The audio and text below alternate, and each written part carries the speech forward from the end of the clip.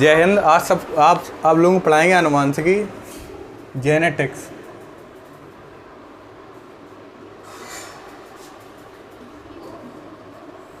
Genetics क्या होता है? क्यों, जैसे कि पीढ़ी दर पीढ़ी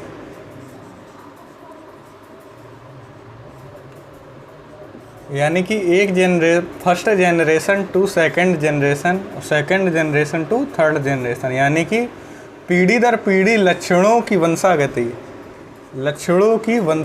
पीढ़ी दर पीढ़ी लक्षणों की वंशागति कैसे होती है, इसको पढ़ते हैं हम लोग जेनेटिक्स में। तो जेनेटिक्स के लिए कुछ बेसिक चीज़ें देखते हैं। तो सबसे पहले देखते हैं कि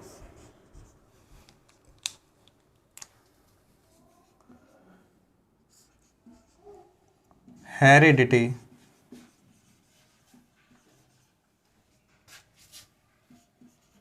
इसको बोलते हैं आनुवांशिकता।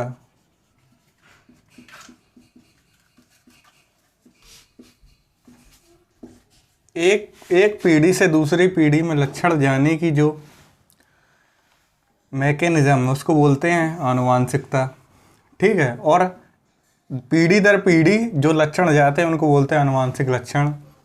और जेनेटिक्स में क्या होता है, इसका अध्ययन करते हैं, यानी कि ये पीढ़ी दर पीढ़ी जो लक्षण जाते हैं उसका अध्ययन विज्ञान की जिस शाखा में करते हैं उसको बोलते हैं आनुवांशिकी, उसको बोलते हैं जेनेटिक्स या फिर आनुवांशिकी। अब इसके लिए बेसिक चीज़ें समझते हैं। सबसे पहले जेनेटिक्स समझने में योगदान किसने किसने दिया।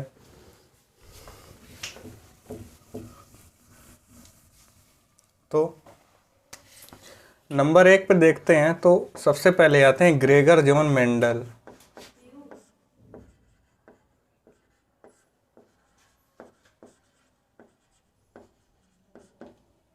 इनको बोलते हैं आनुवांशिकता का जनक या आनुवांशिकी का जनक।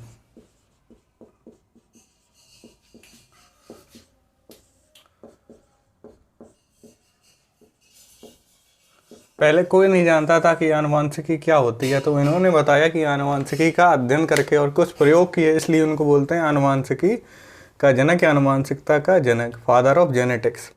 तो ग्रेगर जॉन मेंडल ने जो अपने प्रयोग किए थे वो किए थे मटर के पौधे पर। अपने प्रयोग किए और बताया कि कैसे लक्षण जो है एक पीढ़ी से दूसरे पीढ़ी में जाते हैं। किस पे प्रयोग किए? मटर का साइंटिफिक नाम होता है पाइसम सैटाइवम।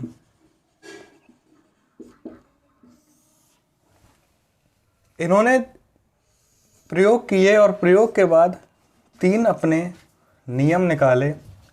इन्होंने नहीं, इनकी मृत्यु के बाद 3 साइंटिस्ट आए थे, तो उन्होंने इनके प्रयोगों को 3 नियम में बदल दिया। सबसे पहले इनका नियम होता है प्रभाविता का नियम।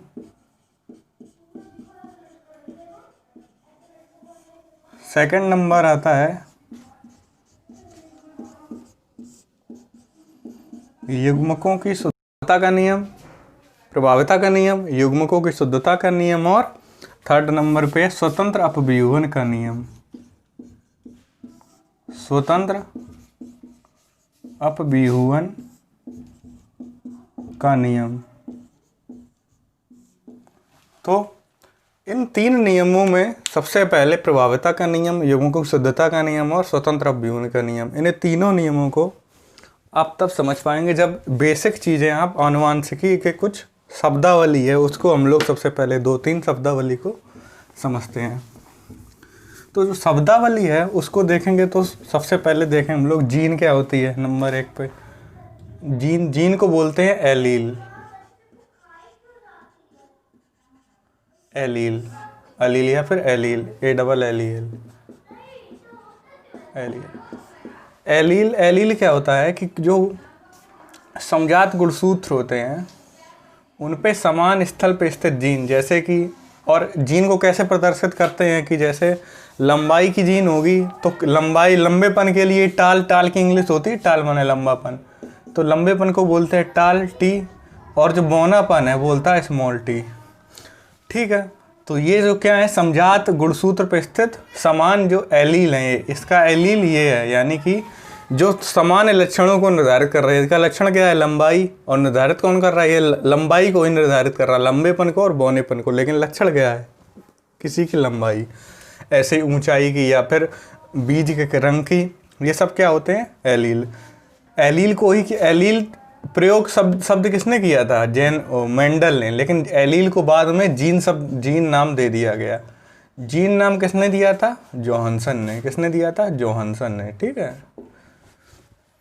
सेकंड नंबर की बात करेंगे तो सेकंड नंबर पे हम लोग देखते हैं, एक होता है जीनोटाइप, एक होता है जीनोटाइप और एक होता है फिनोटाइप।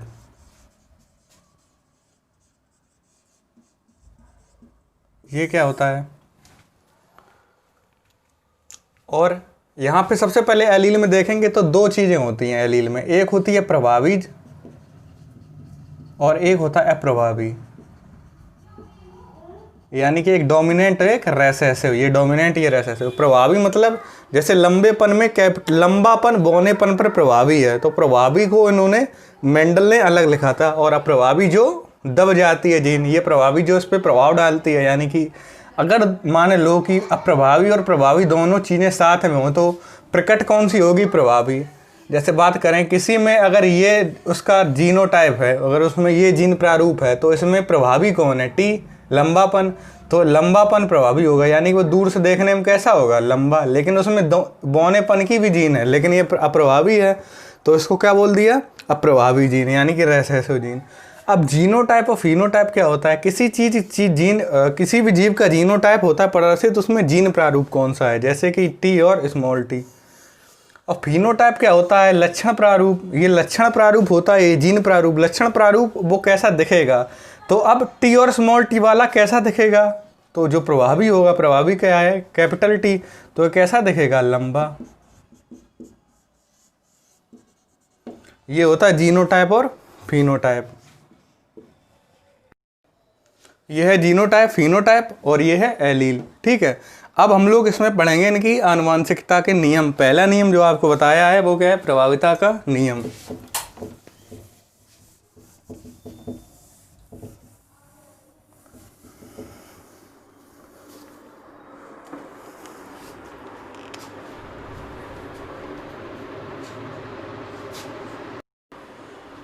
देखो पहला जो नियम है वो है प्रभाविता का नियम। प्रभाविता का नियम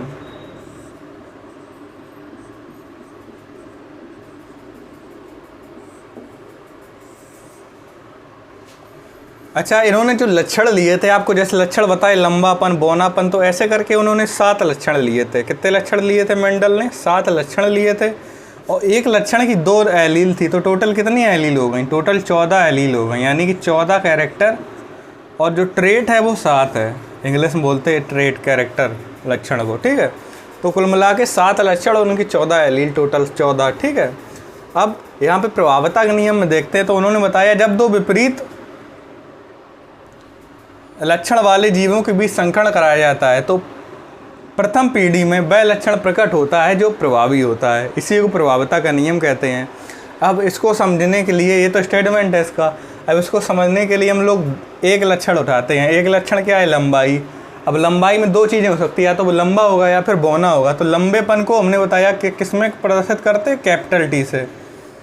ठीक है। और बौनेपन को किसमें प्रदर्शित करते हैं? स्मॉल टी से। स्मॉल टी से। फिर से स्टेटमेंट सुनना, जब 2 समयुग्मकी, अच्छा 2 चीज़ें और छूट गई हैं, उसको समझते हैं। समयुग्मकी क्या होता है? समयुग्मकी, समयुग्मकी। और एक होता है विषम युग्मकी, विषम युग्मकी। एक होता है होमोजाइगस, उसको बोलते हैं होमोजाइगस। एक को बोलते हैं हेटेरोजाइगस।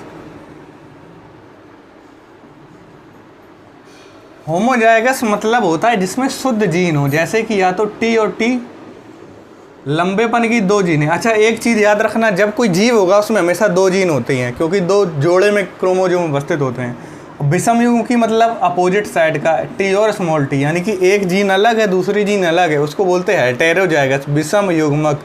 उसमें जो युग्मक हैं ये जीन है जो विषम है। और सम मतलब समान। अगर बात करें स्मॉल टी, तो ये भी समयुग्मकी है क्योंकि दोनों में समान है।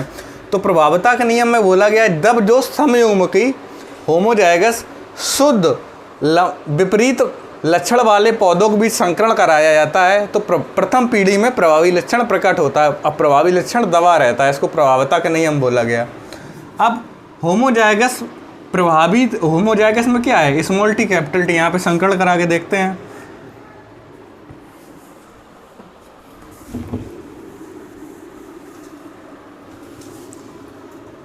कैपिटल टी दो समयुग्मकों के बीच में संकरण करा रहे हैं, शुद्ध जनक है, ये शुद्ध है ना। ये विषम जो हेटेरोजाइगस होता है वो अशुद्ध होता है, ठीक है। ये कैसा है जनक, शुद्ध लंबा, ये कैसा है शुद्ध बौना यानी कि ड्वार्फ, ये कैसा है टाल। अच्छा, ये शुद्ध क्यों है, क्योंकि इसमें दोनों में समान जीन है, कोई अलग अलग मिलावट नहीं है, ठीक है। इनके बीच हम संकरण करा रहे हैं क्या, ये मटर के पौधे हैं, ये मटर के पौधे हैं, क्योंकि मटर के पौधे में ही संकरण करा रहे हैं तो ये मटर के पौधे हैं। एक मटर का पौधा शुद्ध लंबा है और एक मटर का पौधा शुद्ध बौना है। अब शुद्ध कैसे थे, वो आगे प्रोसेस हायर लेवल पढ़ाते कैसे शुद्ध किए जाते हैं, तो होमोजाइगस से शुद्ध किए जाते हैं, ठीक है।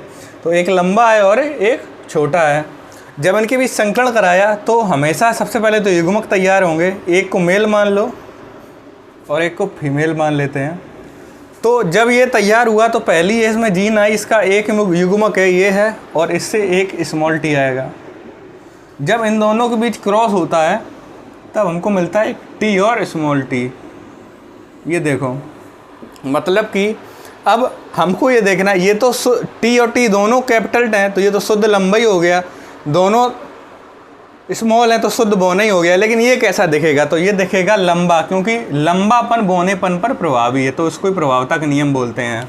अब प्रभावता के नियम को समझते हैं अच्छे से कि जब दो विपरीत लक्षण वाले शुद्ध समयुग्मकी पौधों के बीच संकरण कराया जाता है, तब प्रथम पीढ़ी में जो लक्षण प्रकट होता है उसको प्रभावी बोलते हैं और जो दबा रहता है उसको अप्रभावी बोलते हैं। अब जब मेंडल ने इन दोनों के बीच संकरण करा के जब पहला पौधा उत्पन्न किया और उस पौधे के बीज जो निकले उसको बो दिया ज़मीन में, मटर के पौधे को, तो वो कैसा हुआ, लंबा हुआ। तब इनको पता चला कि लंबापन बौनेपन पर प्रभावी है। ऐसे ही पता चला अपने मन से थोड़े नहीं, कि जब लंबा पौधा और बौने पौधे भी संकरण करा के जो पौधा बना और वो कैसा निकल गया, लंबा, तब उनको पता चला कि लंबापन बौनेपन पर प्रभावी है। तो ये प्रथम जो है वो इधर कर दे हैं। अब जो दूसरा नियम आता है वो होता है युग्मकों की शुद्धता का नियम। ये शुद्धता मतलब जैसे युग्मक जो हैं वो मिल गए। अब यहाँ पे देखना, सबसे पहले जो पेरेंटल पीढ़ी है, ये कौन सी पीढ़ी है, जनक पीढ़ी, इसको बोलते हैं पेरेंटल पीढ़ी। और ये होती F1 प्रारंभिक जनरेशन, फिलियो बोलते हैं इंग्लिश में, फिलियल प्रोजीनिमन। ये पहली पीढ़ी है, ये पैतृक पीढ़ी है, ये पहली पीढ़ी है, अगली पीढ़ी चलेंगे। तो युग्मकों की शुद्धता का नियम जो है वो बोलता है जैसे कि हमने इन दोनों के बीच संकरण कराया, अब ये तो शुद्ध थे दोनों, अब ये कैसा हो गया, अशुद्ध। लेकिन युग्मक जो होते कैसे होते, शुद्ध होते हैं। यानी कि जब इनका आगे हम संकरण कराएंगे दोनों का, तो क्या होता है कि दोनों जो जीन हैं वो स्वतंत्र रूप से अलग अलग हो जाएंगे। तो युग्मकों की शुद्धता का नियम का स्टेटमेंट देखना, जब दो विपरीत प्रकार के समयुग्मकी पौधों के बीच संकरण कराया जाता है तो प्रारंभिक पीढ़ी में, तो पहली पीढ़ी में जो लक्षण प्रकट होता है वो प्रभावी और अप्रभावी हो गया। जब पुनः इन दोनों के बीच में स्वपरागण करा दिया जाता है, यानी कि इनका संकरण आपस में ही करा दिया जाता है पौधों का, तो जो जीन है आपस में वो स्वतंत्र रूप से अलग अलग हो जाते हैं। तो उनको बोला गया युग्मक जो है वो स्वतंत्र रूप से अलग अलग हो गए। यानी कि युग्मक कैसे होते हैं, शुद्ध, मतलब ये आपस में मिल नहीं गए कि इसका लक्षण इसमें आ गया, इसका लक्षण इसमें, ये दोनों अलग अलग स्वतंत्र रूप से जाते हैं। इसको देखते हैं आगे। तो इनका हमें क्या कराना, स्वपरागण। तो यानी कि एक पौधा ये है, ठीक है, और एक पौधा जो है वो ये है। यही पौधे उठा लिए, बहुत सारे बनते थे तो उठा के रख लिया। एक क्या है मेल और एक क्या है फीमेल। जब इनके बीच में हमने संकरण करा दिया तो संकरण कराने पर सबसे पहले यहाँ देखना कि यहाँ पे तो एक बना था सिर्फ, लेकिन यहाँ पे दो बनेंगे, ठीक है। क्यों दो बनेंगे, दिख रहा है साफ, क्योंकि अलग अलग हैं दो, टी और स्मॉल टी, कैपिटल टी और स्मॉल टी। कैपिटल टी मतलब शुद्ध लंबा शुद्ध बौना, इसमें भी 2 जीन बनेंगे, 2 युग्मक बनेंगे सॉरी, कैपिटल टी और स्मॉल टी। अब इन दोनों के बीच हम लोग क्या कराएंगे, संकरण। तो संकरण कराते चेकर बोर्ड से, ऐसे भी करा सकते हो संकरण, ऐसे देखो करा देते हैं, इसका इसके साथ और इसका अगेन इसके साथ, इसका इसके साथ और इसका अगेन इसके साथ। तो ये क्या बना, टी और कैपिटल टी। दूसरा बना टी और स्मॉल टी, ये टी और ये कैपिटल टी, तो टी और स्मॉल टी, और ये स्मॉल और ये स्मॉल, तो स्मॉल टी स्मॉल टी। यहाँ पर चेकर बोर्ड से समझ लेते हैं। चेकर बोर्ड एक सांस्कृतिक पुन्नेट उन्होंने दिया था, एक तरफ मेल के गैमीट और एक तरफ फीमेल के गैमीट डाल देते हैं। तो इस बॉक्स में देखना, तो ऊपर टी, यहाँ से भी टी, तो टी टी, यहाँ पे टी और ऊपर स्मॉल टी, यहाँ पे कैपिटल टी और यहाँ पे स्मॉल टी। अब इस पे तो स्मॉल टी और इसका भी स्मॉल टी। अब आप लोग खुद बताना ये पौधा कैसा होगा, ये पौधा कैसा होगा, शुद्ध लंबा शुद्ध लंबा। लेकिन हम लोग शुद्ध की बात नहीं कर रहे, यहाँ पे लिखेंगे कैसा होगा, लंबा। ठीक है, ये पौधा कैसा होगा बताया ना, देखो लंबा हुआ ना, क्योंकि टी प्रभावी है स्मॉल टी पर, तो ये कैसा हो गया, लंबा। अब ये पौधा भी कैसा होगा, लंबा। अब ये कैसा होगा, शुद्ध बौना है, ये शुद्ध बौना, जब दोनों जीन होंगी तो बौना है ये। अब हमने बताया ना फिनोटाइप क्या होता है, लक्षण प्रारूप। अब देखेंगे फिनोटाइप रेशियो क्या है इसका, फिनोटाइप रेशियो क्या होता है, जो देखने में लगता है, यानी कि लंबा इस्टू बौना। तो इसका रेशियो क्या है, 3:1। ये कौन सा रेशियो है, फिनोटाइप। और जीनोटाइप रेशियो देखेंगे तो जीन के रूप में, तो जीनोटाइप रेशियो ये 1 है, ये 2 है और ये 1 है, तो 1:2:1। ये क्या है, जीनोटाइप रेशियो। और ये क्या है, एक फिनोटाइप रेशियो। ठीक है, और एक चीज़ और समझ लो, जैसे एक लक्षण ले रहे हैं सिर्फ, इसमें लंबाई का लक्षण ले रहे हैं, तो इसको बोलते हैं एक संकर संकरण। तो ये एक तरीके से क्या हो गया, पूरा यहाँ से लेके यहाँ तक, पूरा यहाँ से लेके यहाँ तक क्या हो गया, इसको बोलते हैं एक संकर संकरण। जब एक लक्षण को लेके हम संकरण कराते हैं तो एक संकर संकरण। ठीक है, जय हिंद।